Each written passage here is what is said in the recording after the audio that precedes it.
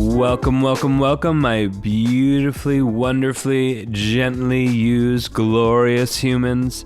Today we have a guest who is part philosopher, part wellness wizard, and you'll soon hear a master of SAT level vocabulary words.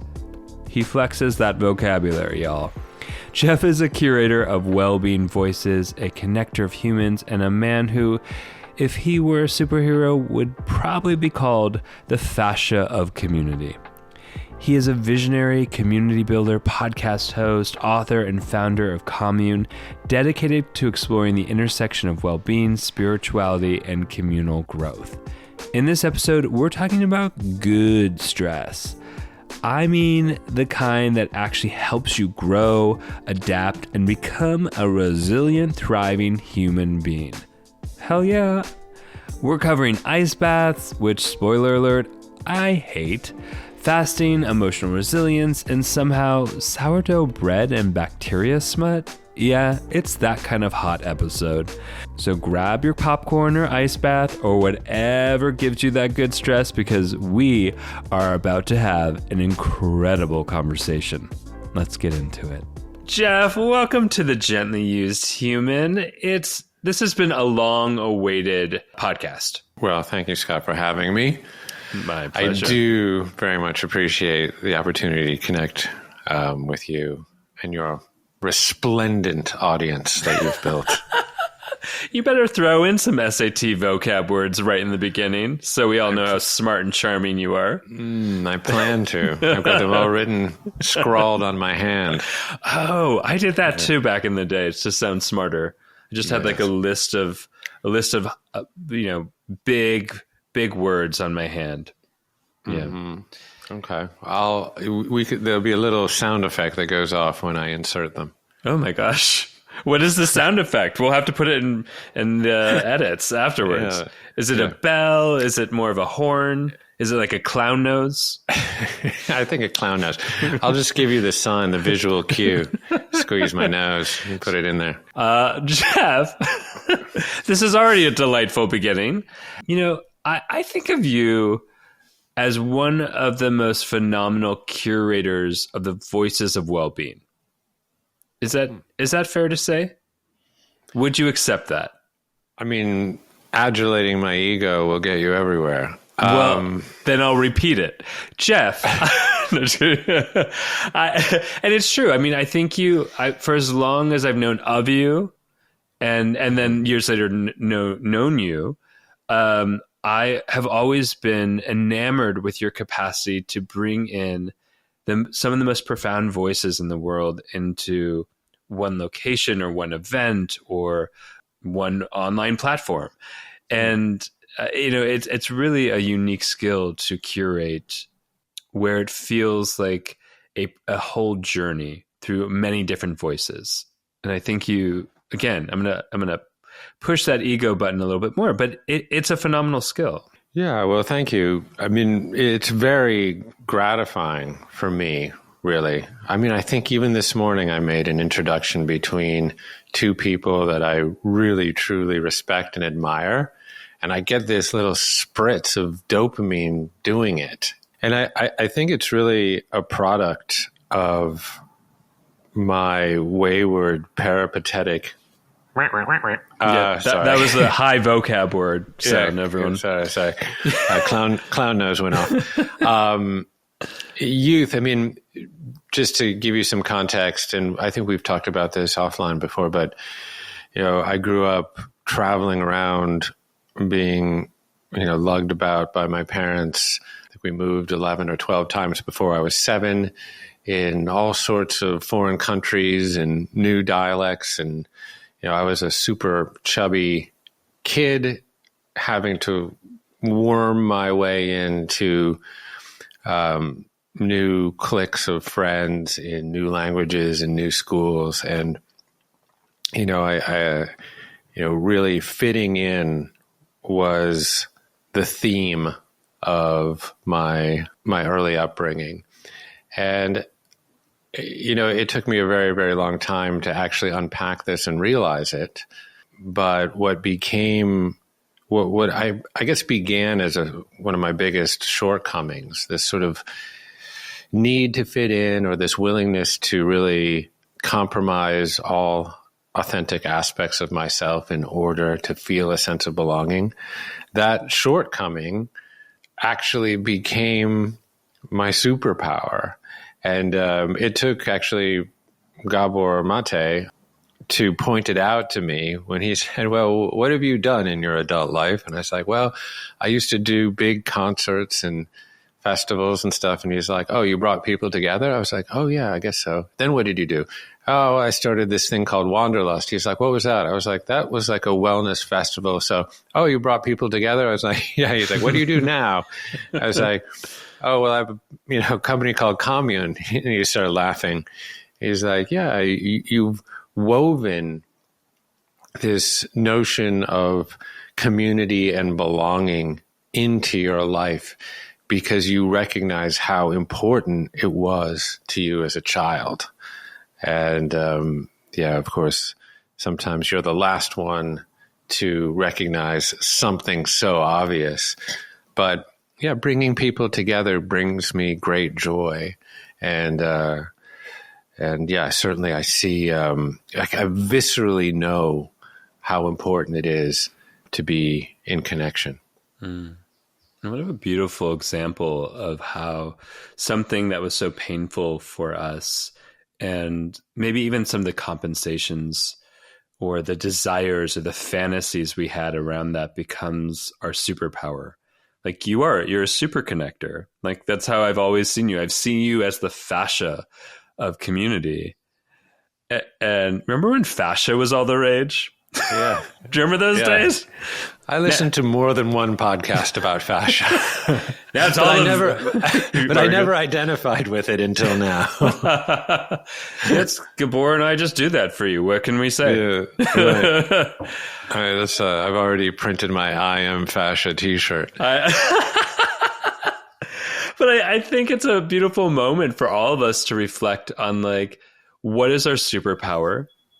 Mm-hmm. Where might it have derived from? And to both honor it and celebrate it. And, I think I can imagine that even if we process and go through some of the ache of childhood, it doesn't deprive you of the superpower you claimed and gained from it. Was that fair to say? Yeah, I mean, it was an adaptive mechanism. Yeah. This notion of fitting in. As a kid, it was simply what was available to me to meet my needs of connection. And, that need trumped my quote unquote authenticity. I think that I consider myself very fortunate to have had a spiritual U-turn in my life, if you will, to be able in some ways to recognize and have compassion for that little chubster that I once was, and appreciate that he was essentially just doing the best he could. Yeah. And that I did not have to carry the rucksack of that story forward, that, I was and will always be that chubby kid that will do anything to be liked. And essentially my fate was written in the stars of my genetics that seemed to favor a thrifty gene, like nice, useful in a famine, not particularly useful on the Serengeti of Instagram or whatever. That's the other t-shirt. Yeah. I'm on the Serengeti of Instagram. Yes. Yeah, cowering in the tall grasses. I think a lot of us can relate to that. Yeah. Yeah. So, I was fortunate enough to wake up to the fact that, oh no, this is not a broken part of myself. Mm. This is an actual superpower. And this is where we transmute, PTSD and trauma into post-traumatic growth. I'm curious, as you've had the opportunity. Before I say that, actually, I want to just really identify, if we find we can't fit into a place in a sense of belonging, it makes so much sense that then you would create the ecosystems where people could belong with you. Mm-hmm. Yeah. And in that sense, you know, you've again curated these brilliant minds, brilliant beings, I will say, and you've interviewed and had discussions and connections with so many of them. I'm curious if there's, you mentioned, you know, Gabor, are there other people that have shared things with you that have been, I don't know, almost like milestones of your own development? Yeah, I mean, all over the map, I would say. Yeah. You know, there are just absolute kooky, crazy, madcap people that have come in and through my life. You know, Wim Hof stayed with us for 3 weeks. I, quote unquote, managed the absolutely unmanageable Russell Brand, which I think I've, you know, unveiled a few of those stories to you. Your impersonation of him is impeccable. I hope we get to that on this episode. We may. I can also muster up a decent Wim Hof. Oh. Yeah. Now first you do the breath, then you get into the ice, and you activate the anti-inflammatory cytokines, and we do the evidence-based science that, you know, all that. Yeah. Anyways. He really actually did have quite a major influence on me in that way. I mean, I have always absolutely abhorred the cold, and now I jump into an ice plunge literally every day. And yeah, there's tons of physiological benefits for me in doing that, but really the most potent benefit there has turned out to be a psychological or emotional resilience in leaning into discomfort and doing something that is really, really hard every day, and how much easier that makes doing other hard things. That application of top-down conscious pressure that you have to leverage in a cold plunge, pushing bottom-up involuntary panic attack style response becomes incredibly useful outside of the cold plunge. You know, if you have that capacity to bring yourself back to the middle, back to psychological homeostasis through the application of top-down pressure on top of involuntary response, that's pretty useful in this day and age, particularly in a world that's trying to trigger you at every moment. So true. Do you think there's opportunity to grow more grit, or to have more grit, or to have more resilience without it being something that's somewhat intense or punishing or challenging or depleting? I don't know if depleting is quite the right word, but certainly challenging. Well, because I don't want to do a fucking ice bath. I'm just going to say no, you don't. But like sometimes life presses you into situations that are very difficult that you haven't chosen, right? Yeah, it's life. So, I mean, maybe this is a good moment. I mentioned this before we started recording, but I had this coming of age experience when I was a kid, and it was certainly one that I did not choose. So when I was 13, I developed this tumor on my left knee, and I went in and got biopsied, and unfortunately it was malignant. So my doctor put me in the first open bed at Sloan Kettering Cancer Center in New York City, and that happened to be in the pediatrics ward because that's what was available when I was 13. So I was right on the cusp there. And yeah, I had a roommate with terminal leukemia. I think it was 8 years old. Couldn't have weighed more than 40 pounds, you know. And so I had my surgery, and fortunately it was a very successful one.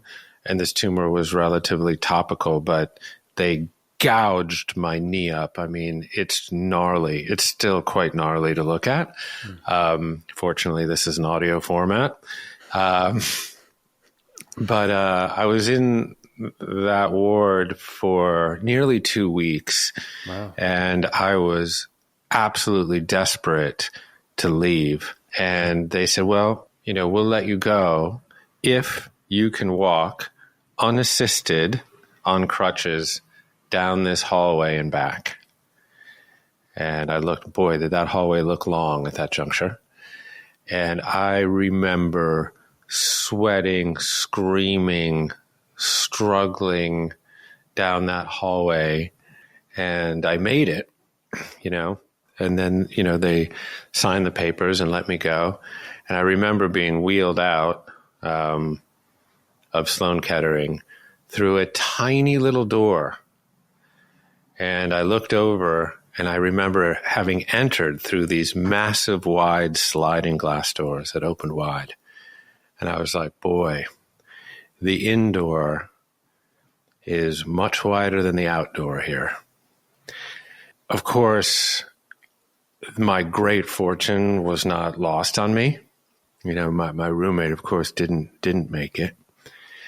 And, this was really the inflection point of my adolescence, of going in as a boy and coming out as a man, and truly grokking the fragility and beauty of life, and developing a sense of compassion, a deep identification of someone else's suffering as my own, as a 13-year-old boy come man. And that was not a hard, difficult situation that I chose, but in many ways I was very, very grateful for it, because it yielded a better human. Mm. When you say that, like, sort of significant developmental transition, we talk about it from, child to adult or young boy to man. How do you identify that milestone or marker? I mean, I hear something changed in you, but how do we articulate that? Yeah, it's a good question. I mean, I entered that hospital being sort of a relatively carefree human. Yeah. I had very little awareness of my own mortality or of mortality generally. So that might be a cue, waking up to the awareness of our inevitable death, and confronting the fear of death for the first time. But I think, when you're a child, you tend to be really the nucleus of your own atom. The world is swirling around outside of you. Maybe that experience in some ways pushed me into being more of an electron, that there was a world that I was swirling in, and I could look in a little bit more. And parenthood did that for me too. I got pushed out of the center of my own atom. Yeah. It's an interesting way of kind of saying, this is what it means to be adulting. It's like to become the electron, to have perspective, to have a little less centeredness just on us and into what's happening around us, and more the meta concept of what it is to be alive, and empathy and existentialism, all of that.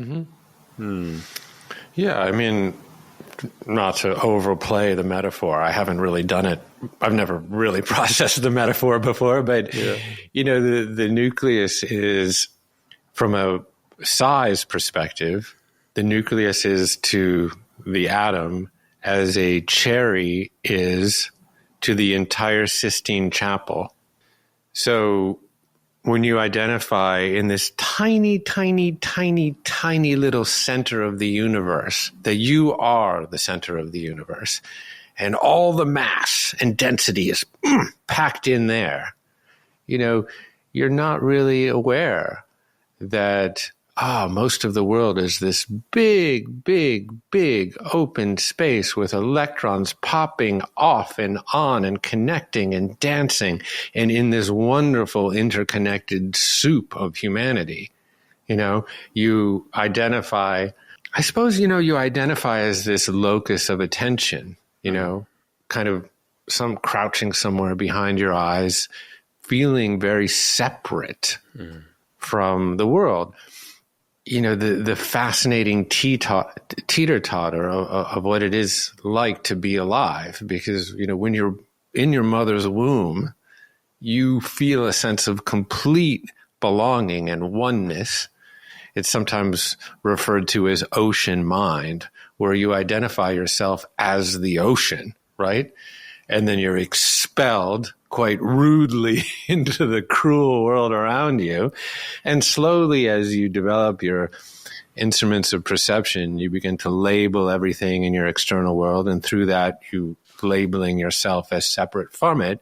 And you become much more connected to the idea of becoming rather than belonging.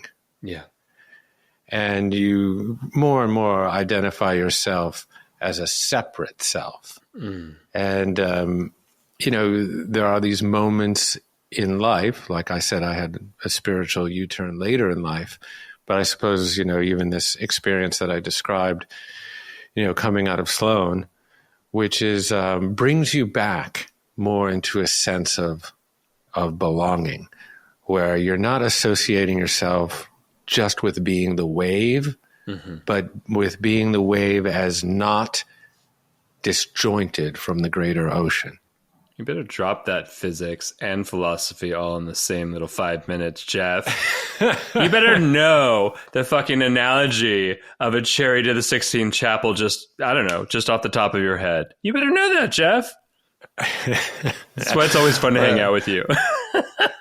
Well, if you can imagine all the things I've forgotten. That's actually a really interesting practice of just pausing to go, what are all the things I have forgotten?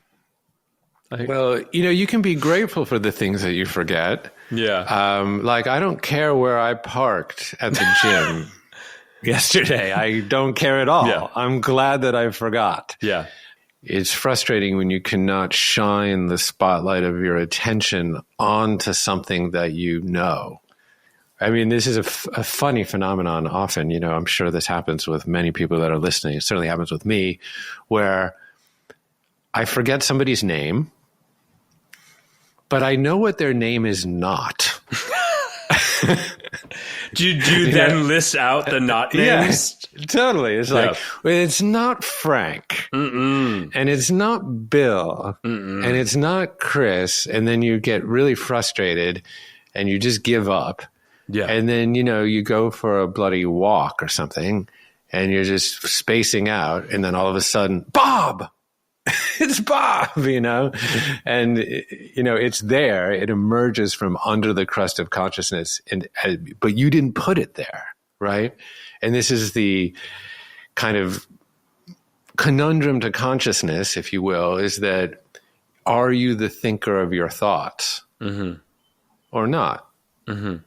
Or do thoughts just simply arise from under the crust of consciousness and place themselves in your brain? For those of you who are curious, some of our new merch that we're going to be selling on the podcast is Under the Crust of Consciousness t-shirts. There we go. Also tank tops and tube tops. Right next to the I'm the Fascia collection. And the Fascia collection. Under the crust of consciousness. I'm kind of like just marinating in that imagery. Thanks, Jeff. Yeah. I don't even know what the fuck else you said. I just got so enamored with Under the Crust of Consciousness that I'm just stalling until I remember what you said. I know what you didn't say. No, just kidding. There you go. Right. You can't shine your spotlight of your attention on that. Well, my wife has been baking sourdough bread. She has this ancestral starter that we have to keep feeding, which makes it really difficult to travel. That sounds like a child. It's very similar to a child. Except you can't travel with it, really. Anyways, she's baking a lot of bread. And it often can be a complete and utter failure because bread is very difficult to bake successfully. But sometimes she develops this wonderful crust on the top, right? And you peel back the crust. You can almost like open it like the top of a grapefruit almost, And through the fermentation process, you get this wonderful waft of sourness. And through lactic acid fermentation also produces carbon dioxide. So you get all these bubbles and holes in the bread. Mm-hmm. And that's what's under the crust of consciousness.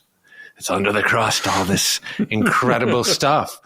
This lactic acid fermentation. It's like, wow, these bubbles and this bacterial postbiotic stew. It's incredible.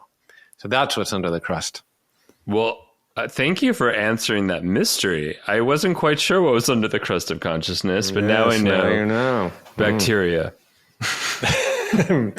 When in doubt, bacteria. Bacteria. It's actually not untrue. I know, because there's so goddamn many of them. So many. Oh, I just, I remember taking biology, often taking biology classes.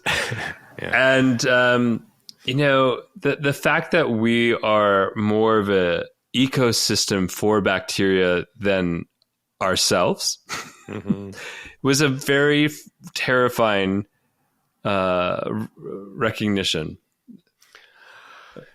Terrifying and I might say empowering. Empowering. When you realize you are a whole world for a universe of bacteria. Well, yeah. And also, the Buddha said this, 2,500 years ago under the Bodhi tree without the luxury of germ theory or a microscope.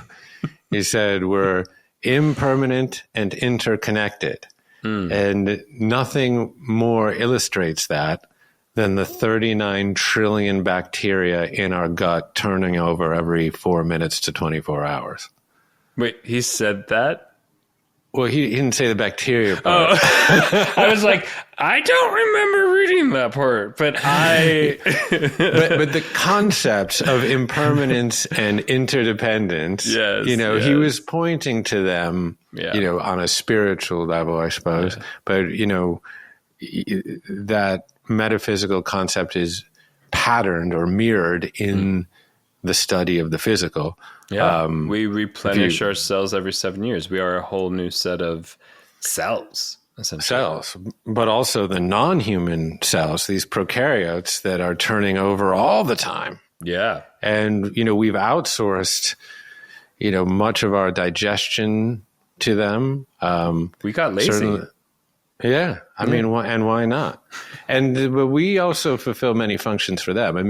As the world became more aerobic, they needed the anaerobic den of iniquity known as Scott's colon to burrow into. You're so weird. You're bringing out in me. This is not a normal interview for me. For those of you who are listening, this is kind of gut bacteria pornography, smut talk. This is happening in real time. It's like, go on, Jeff. Keep going. Smut bacteria. Smut bacteria. For all you gut bacteria nerds out there, this is like good material. Yeah. Yeah. I love the word holobiont. What does that mean? I can't remember who hipped me to that word, but it is a holobiont, I believe, is kind of an interconnected universe where everything is dependent on everything else. So the Buddhists had a word for that, I believe, called pratitya samutpada, which then became dependent origination or mutual arising, and then that concept really permeated throughout many of the Eastern religions, and then into Japanese aesthetics, I think like Jiji Muje, or even into African culture like Ubuntu, like I am because we are. Yeah. And we have a very different concept of what it is like to be alive in the West. It is one of individualism and separation and, better be good or there's a man in a Merlin's cap that's going to send you to eternal blazes. Oh no. Santa Claus? Yes, that guy too. You should do a podcast on how the birth of Jesus became Santa Claus. That's a head scratcher. I You'll have to track that for me on Taco Tuesday, and then we'll do a podcast episode. I don't know that. Yeah, I did one once. It was very circuitous on how the birth of immaculately born Son of God then became a fat man in galoshes who lived at the North Pole. I mean, anyways, it kind of makes sense. Like, I was wondering where he went. Right. He gained a tremendous amount of weight. I mean, fair. Yeah. Like, there was a fair amount of trauma, and I would move as far away as the location of that trauma too. You know. Yeah. And from sandals to galoshes. That's to the the desert, to the snow. Yes. The journey of one's life. From sandals to galoshes. Speaking of journeys from sandals to galoshes, you have gone on quite the journey, especially in the last couple of years. One that may or may not have turned itself into a book of late. And I'm wondering if you can kind of talk us through like the journey. I mean, did it start with that health scare, or was there like, things that were happening before that? That was a valiant attempt at a very professional segue there. Thank you very much. You're welcome. Yeah. Thanks for getting meta and pointing it out too. So I've written a book. Yes, it's true. That's not why I'm here, though. No, we're here to hang out, but I do want to talk about your book. But thank you. Yeah. Well, I will say mostly because it involves one of my favorite terms. So okay. Well, I have to guess at what that is. The title's not that long. Oh, yeah. Well, Good Stress is the name of the book. Yeah. And I suppose it does tie into the things that we've talked about, the good stress of my 2 weeks, spent in Sloan Kettering. That was not, again, something that I chose, but the subtitle of my book is The Health Benefits of Doing Hard Things. Yeah. And certainly that was a hard thing. And I would say that there was a psychological and spiritual benefit to it. Yeah, I mean, 5 years ago, I was 65, 70 pounds heavier. I was experiencing all the sort of mundane, anodyne presentations of metabolic disease, brain fog, chronic fatigue, insomnia, inability to concentrate, endless need to check my phone, all these things that we've essentially accepted as normal in our society, but that are patently really abnormal. You'd never find anyone 150 years ago, let alone 10,000 years ago, feeling that panoply of symptoms. No way. And then, of course, the big bucket of cold water, I suppose, was getting a diabetes diagnosis, and plenty of other things too. I mean, insults to my vanity mostly, but my gut was leaky as a rusty old pipe, and I was just basically everything I just said. Sadly, doesn't make me extraordinary at all. It makes me really more or less an ordinary American. But I did have a wealth of experts at my fingertips and embarked on a journey initially out of intellectual curiosity and then eventually out of physical necessity to unpack the origins of my disease. When I took an honest inventory and look at myself and myself as an example also of the culture around me, I came to this conclusion, which is chronic disease is really the result of chronic ease. And as I began to really look at how we've engineered our culture, I discovered that at every turn, we've essentially opted for convenience and comfort. And that convenience and comfort really hijacks our biology and upends this kind of miraculous engineering. You know, many of those are quite obvious and some of them are a little bit less obvious, but we evolved in relationship to a lot of Paleolithic stress. You know, calorie paucity was just a normal component of life. You know, it kept us lean in the winter months, but it also, as we've discovered, activated all of these incredible resilience and longevity pathways. It helped produce, you know, new mitochondria.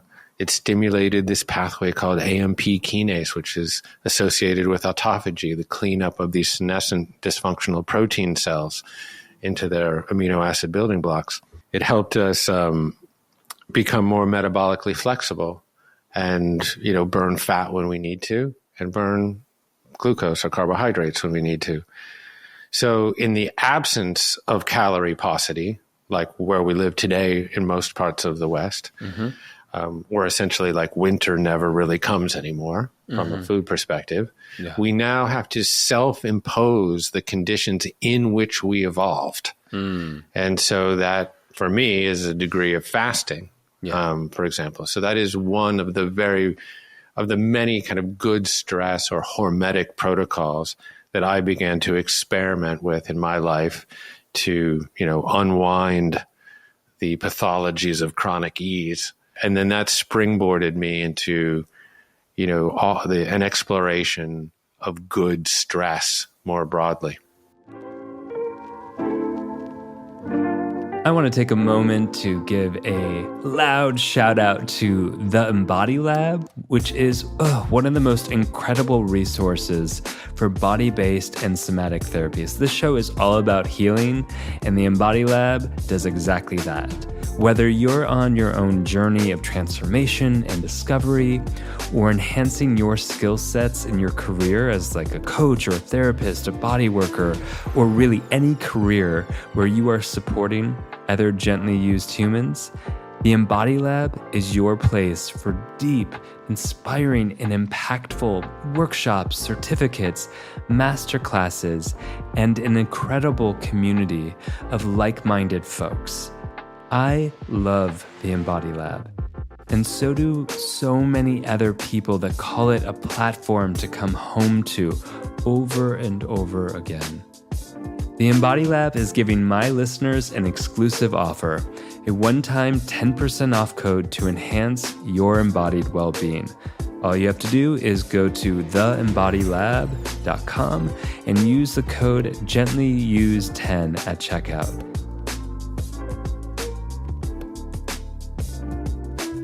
I like that we're talking about good stress because already it's somewhat controversial in the sense of like, I think it generally people might think, wait, stress is the big bad boogie monster in the closet. It's a thing that harms me. It's the thing that does me wrong. It's the thing that leads to my inevitable death or the, you know, destruction.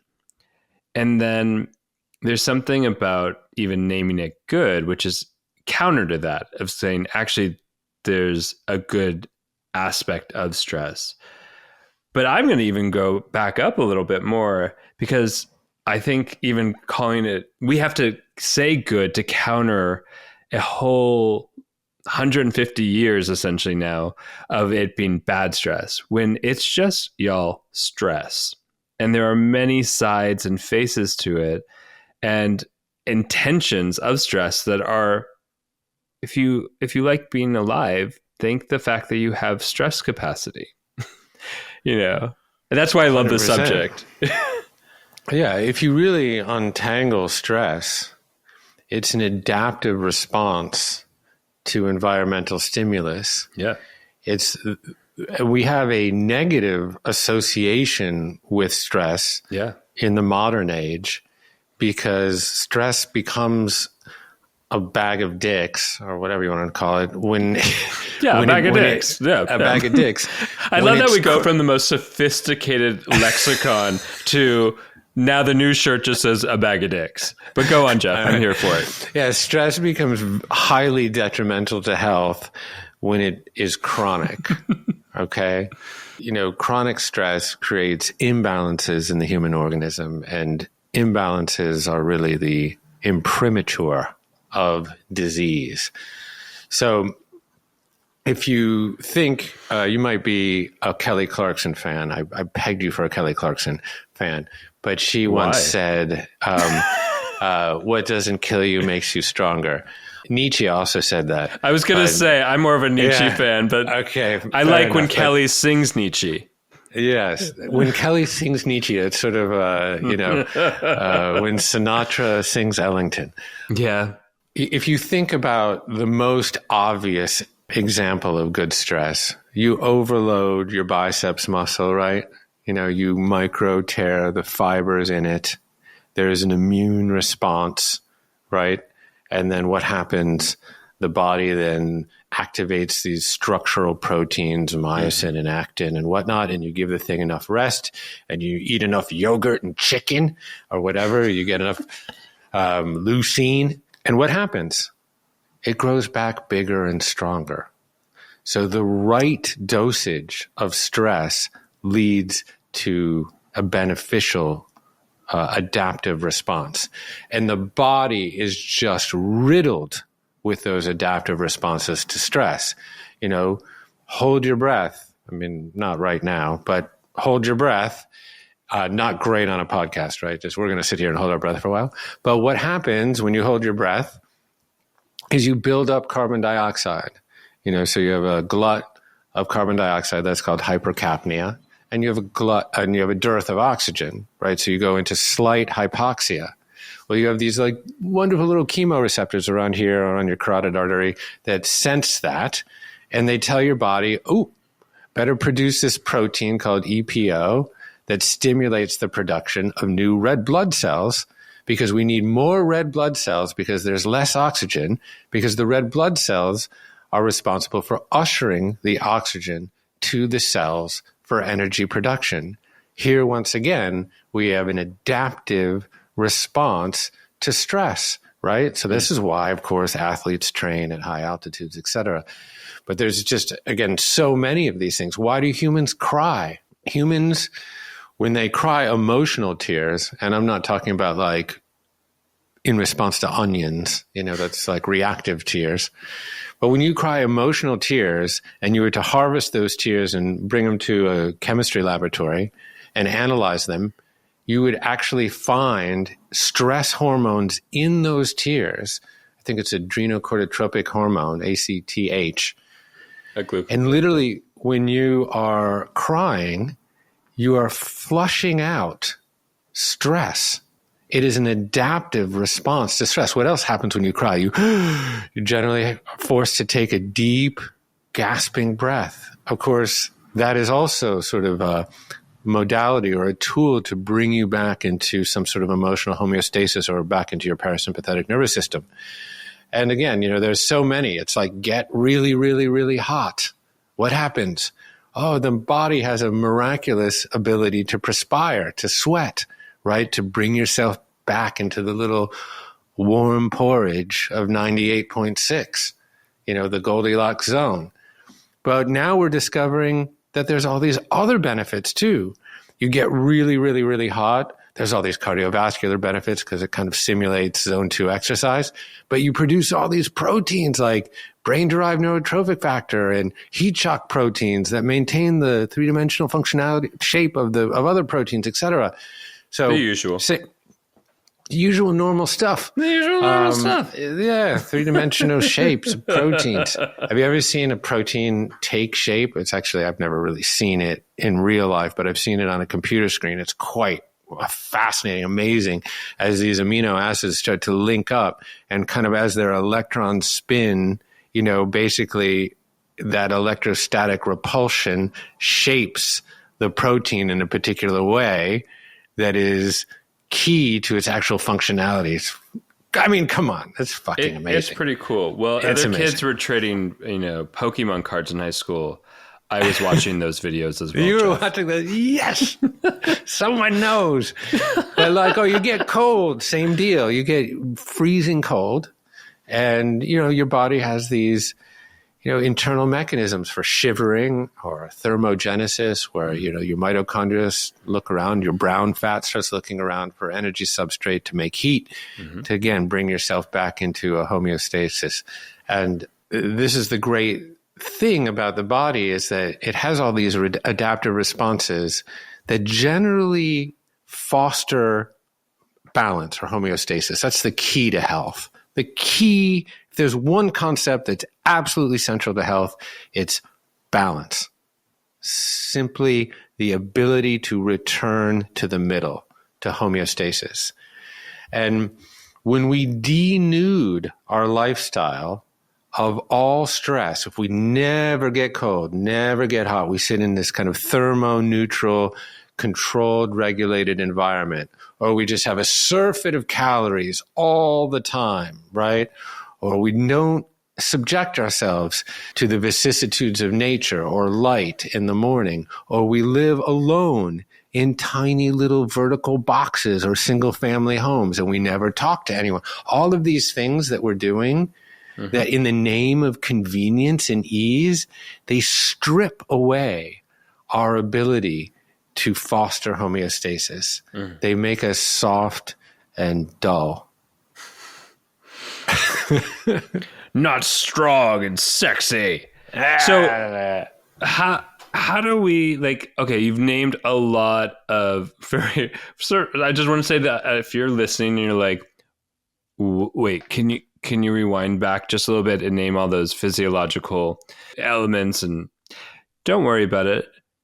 That's just us nerding out, because what's coming next is, and what's most important, is that we have these adaptive capacities, and exercising these adaptive capacities makes us stronger. Thank you.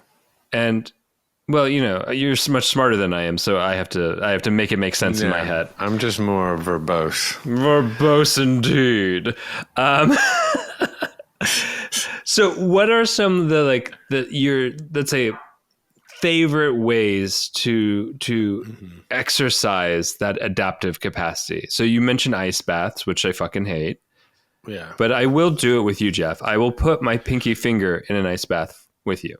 I just want to be, that's our friendship level. Yeah. I mean, you can also stick your face in a bucket of water, in a bucket of ice water. That's a pretty decent way. I mean, any place where you actually have a lot of nerve endings and not a lot of volume, so a lot of surface area to volume, is a great way to get cold, even if you don't want to get into an ice bath. Can't remember what the question was, but your favorite adaptive practices to build that resilience.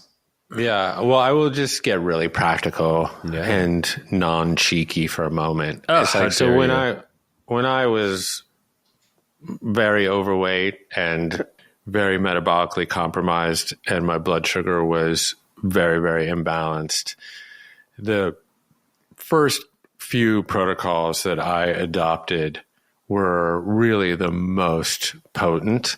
So that was an intermittent fasting protocol, which was very simply a 16-8 time-restricted protocol where I consolidated all the consumption of food in an 8-hour window. For me, when I really was honest with it, I basically just flipped the script, because I was probably eating 16 hours a day, as most people kind of are if they're honest. And, I flipped it. I gave my pancreas there a little break from producing so much insulin. And guess what happened? My body became more insulin sensitive. And so one interesting lesson that I learned about human biology along the way was the excess of any one molecule in the human body will eventually lead to a resistance to itself. So I knew that by the way of beer and wine and coffee. But it's true also with insulin. It's true with cortisol. It's true with dopamine.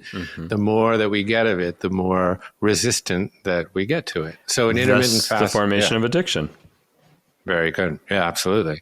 I mean, dopamine, that's we could do a whole couple podcasts on that. Particularly as we forage it nonstop, and then we create higher and higher thresholds to meet, our needs for it until life becomes one endless search for the bigger, greater thing, the bigger dopamine spritz.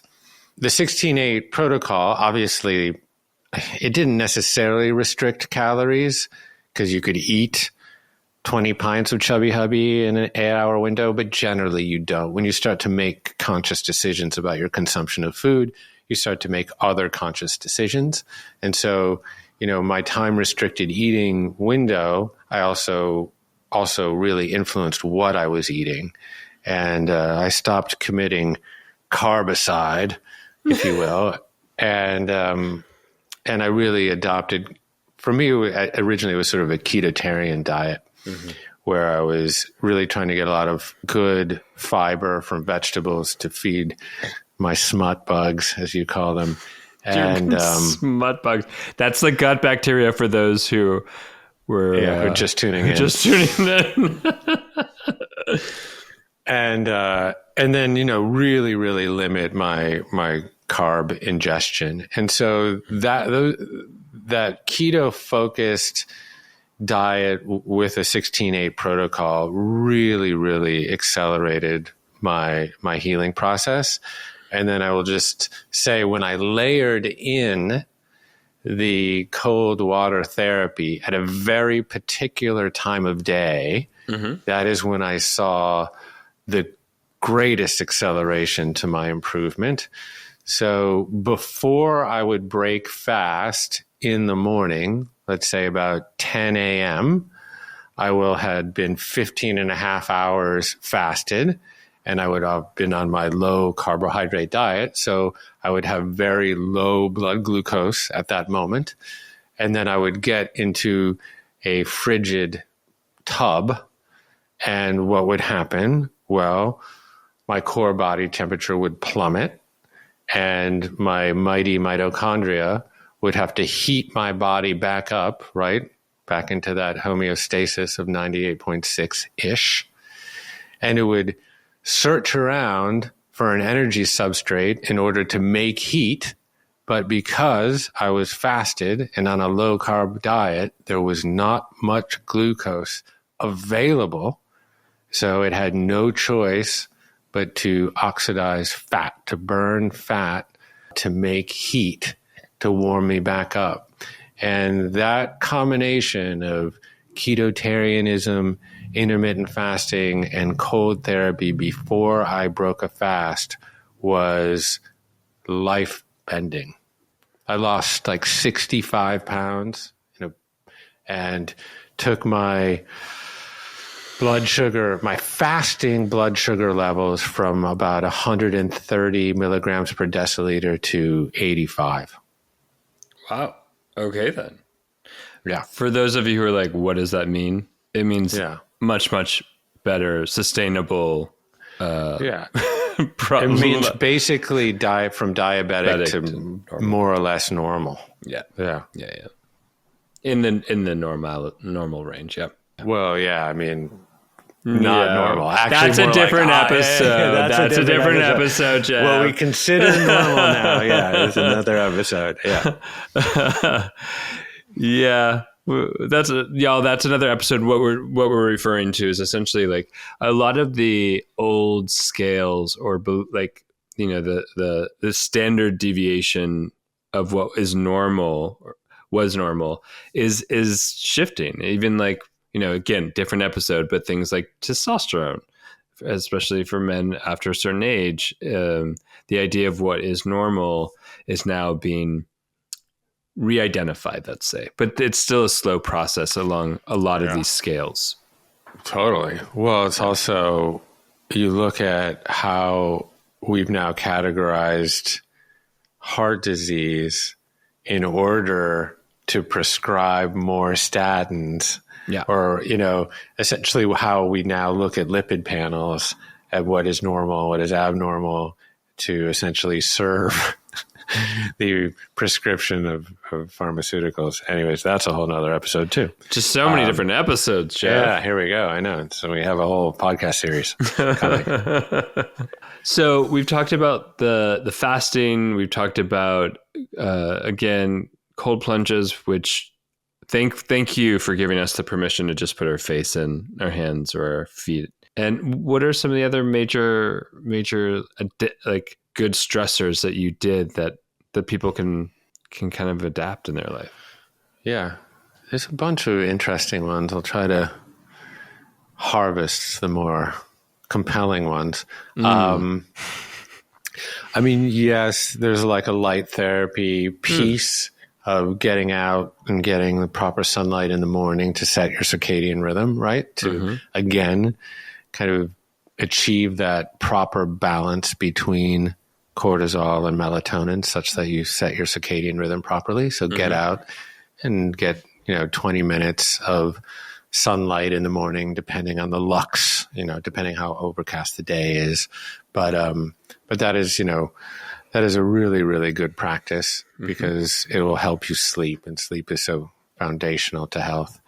I also get hot every day, and that contra bathing, protocol between sauna or even a sauna blanket and cold is very good for a whole bunch of different reasons. But if you do them together, you get this vasoconstriction and then vasodilation. So vasodilation when you get hot, vasoconstriction when you get cold.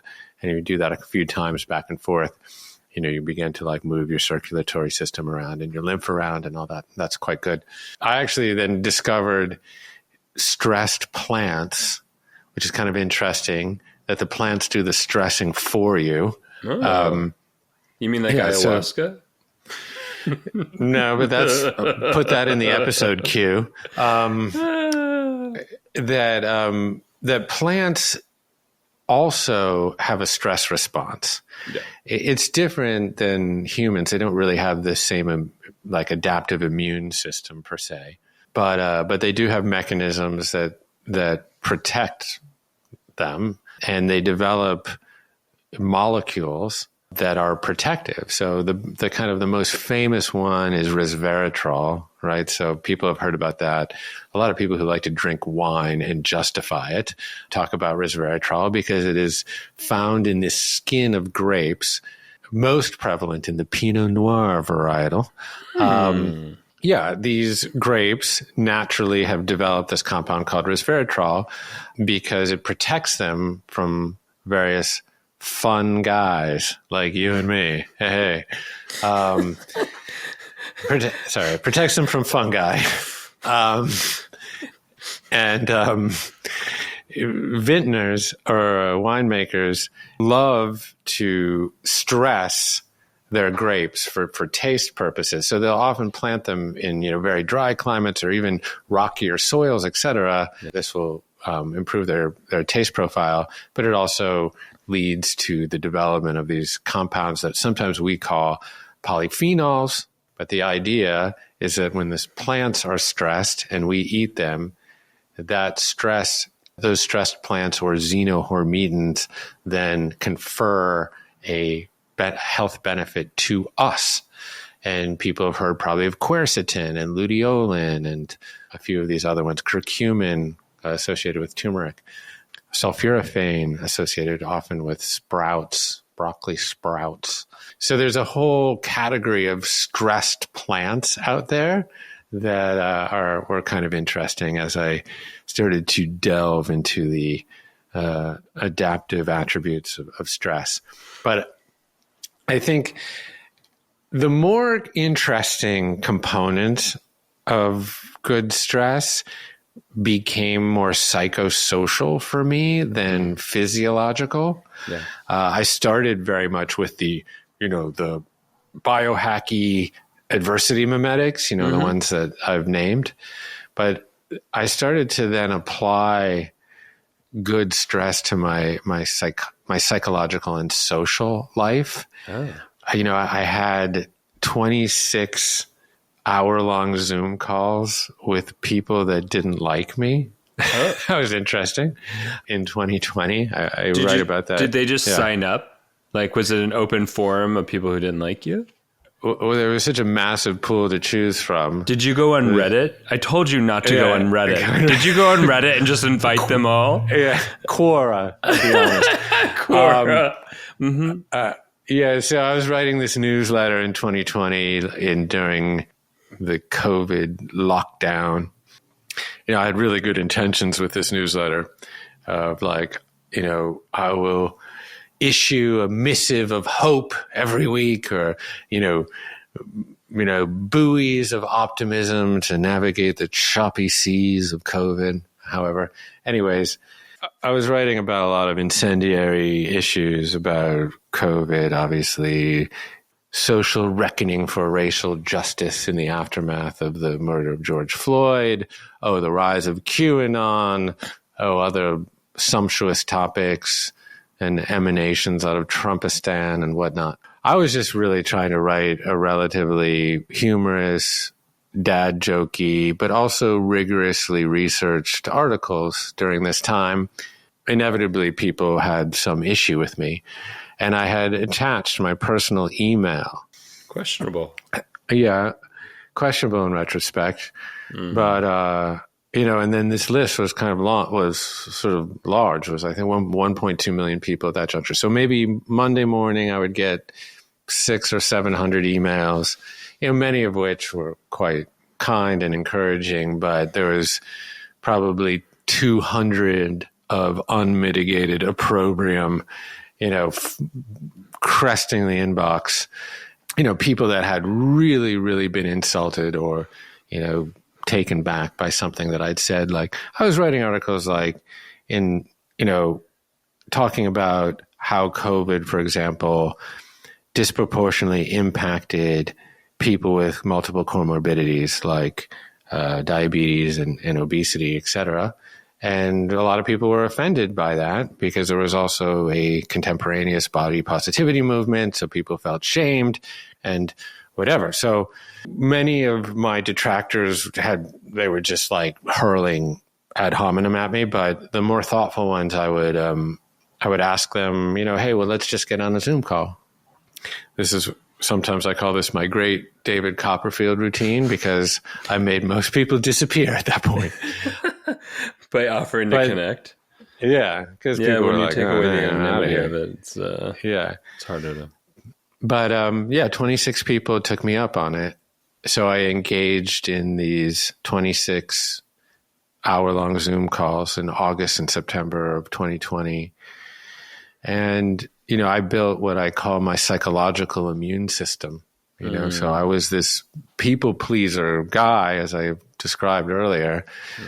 And initially, in response to a lot of this recrimination that came in, I was really, really defensive. I'd stay up all night brooding over clever responses and whatnot. And then over time, very much like how you build your physiological immune system, exposure to pathogen, to a certain amount of insult, actually built my psychological immune system. And I started to look forward to detraction. And so much so that I would actually weed through the positive ones and I'd be like, oh, who's got an insult for me? And so I jumped into the ice bath of these stressful conversations and I learned so much. And, at that juncture, I was not trained in any form of nonviolent communication. I subsequently became quite interested in it. Yeah. I developed, a whole protocol around how to have stressful conversations. And it ended up being quite beautiful because I made this whole portfolio of new frenemies. I mean, these people that had really taken issue with something that I had said or a turn of phrase, we found and we discovered in the end a tremendous amount of shared common humanity. And it was quite beautiful. And I really started to be a champion of having stressful conversations, so much so that last year actually invited 8 Palestinian students and 8 Israeli students to our retreat center in Topanga and held a 5-day peace summit between Israeli and Palestinians. These were all students at American colleges, but that had grown up mostly in West Bank refugee camps or settlements, depending which ones they were, and began to leverage a lot of these techniques that I had learned across the way about how to really, listen to understand and not to respond, how to seek seek connection, not seek solution. Not only be able to understand other people's narratives, but even to be able to echo or reiterate their narratives back to them. And there's another technique called steel manning, et cetera. We employed all of those over the course of, this summit. And what happened was like the most emotionally cathartic experience of my life between these students. But then the practical implications were quite amazing, that after 3 days of listening, active listening, and then actually telling each other's narratives, they all sat down around a big table, rolled up their sleeves, and started to actually jointly create political structural solutions for what's happening in that part of the world. And so it's not just ice baths and fasting, No. You can really lean into hard things and stressful things because there's a beautiful world on the other side of them.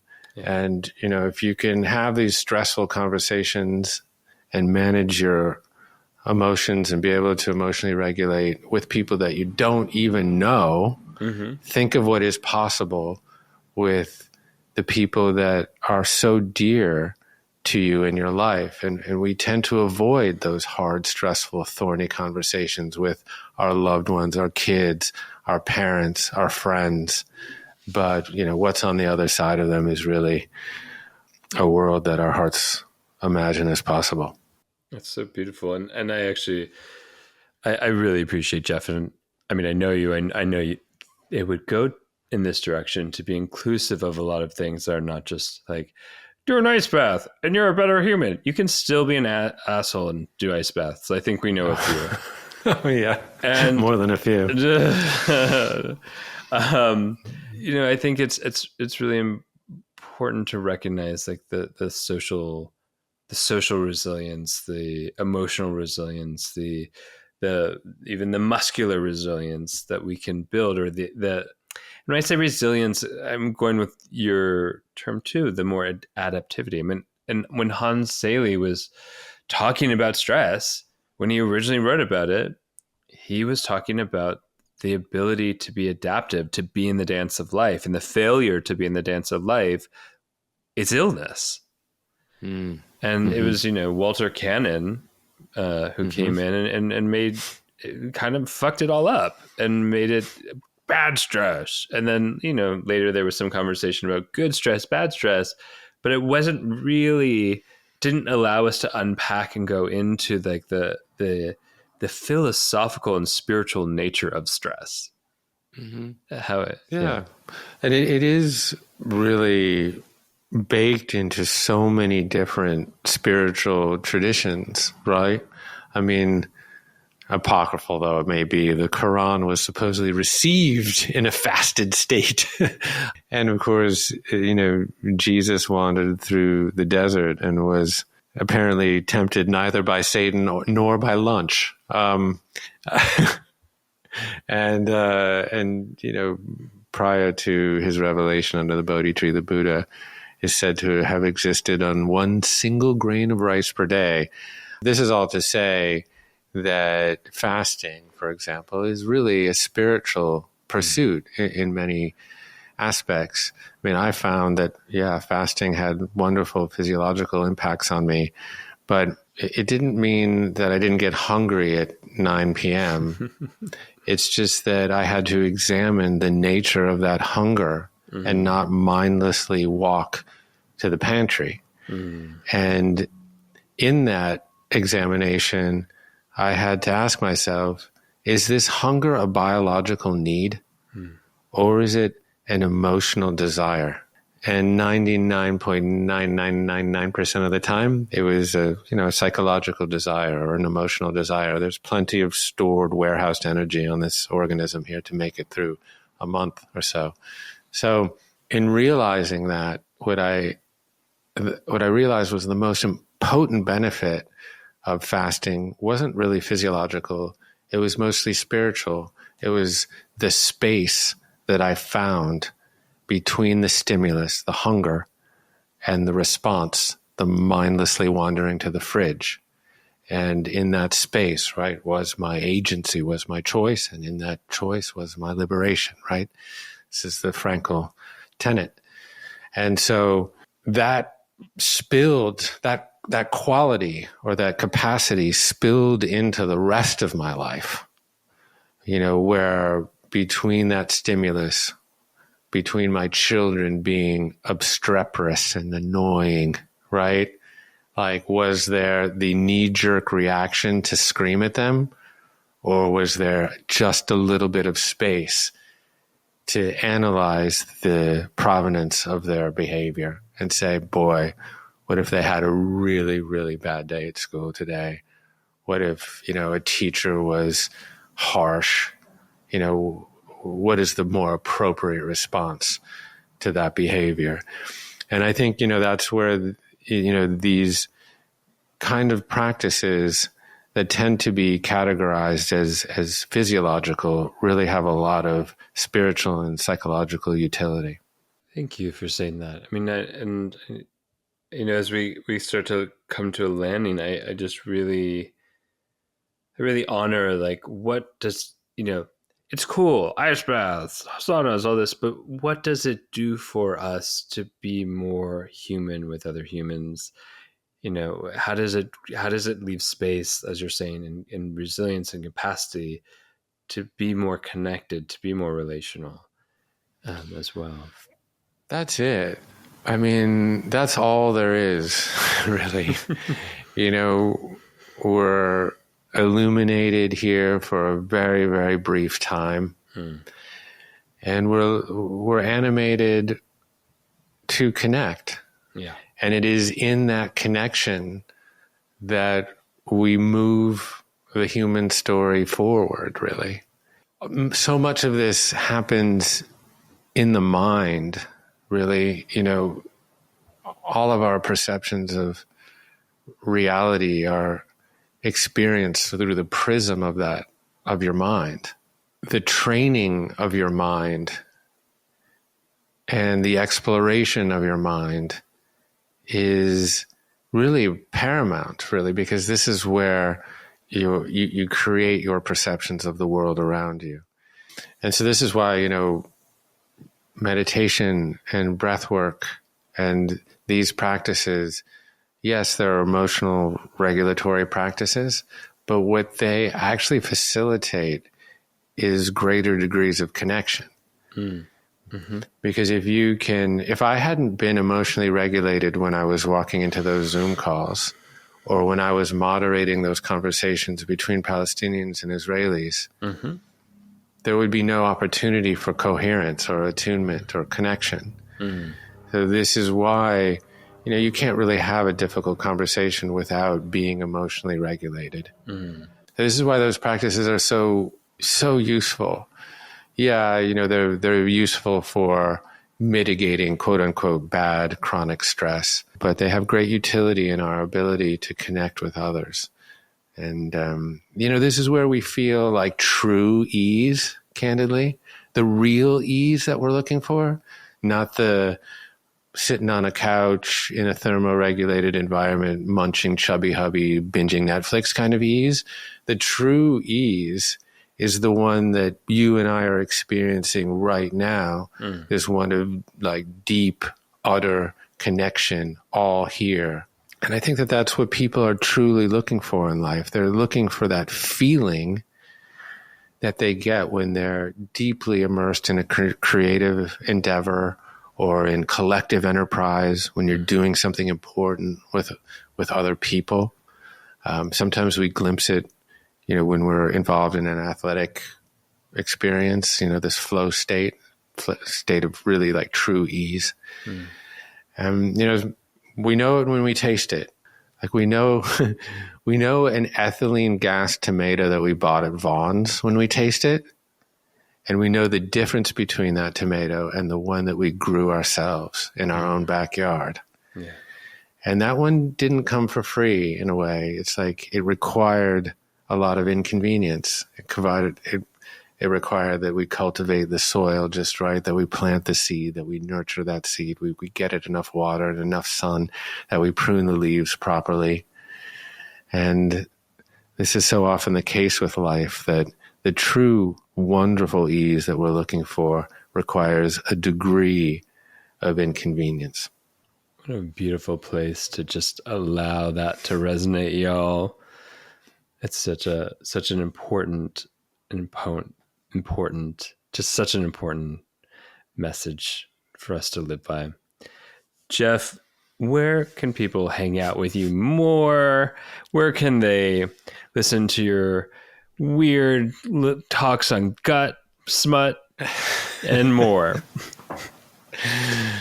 Well, Scott, first of all, thank you so much for this opportunity to be with you and to be with the community that you've created. I deeply appreciate it. And yeah, I've scooped up the URL goodstress.com, so you can, if you're compelled to support my work, you can do so there. You can buy the book there, and I can bundle in all sorts of wonderful bonus goodies with all my teacher friends, and so it'll be worth your while. And then come visit us at Commune. There is the physical location of Commune, which is a retreat center in Topanga, California. But more accessible is the online platform where we feature all the most brilliant doctors and mystics and sages of all sorts. And this is where I've really distilled everything that I know is from there. So that's at onecommune.com, ONE-commune.com. Beautiful. Thank you, Jeff. And we'll put all of that in the show notes. Jeff, thank you so much. And to all of our gently used humans out there, we love you. Thank you for listening to the Gently Used Human podcast with Dr. Scott Lyons and friends. Visit gentlyused.com for fun extras. And don't forget to spill the tea and gossip about the show with all your friends and frenemies. And show some love by giving us 5 stars and leaving a review in your favorite apps. This helps us connect with all the other gently used humans out there. Oh, and by the way, you look fierce today.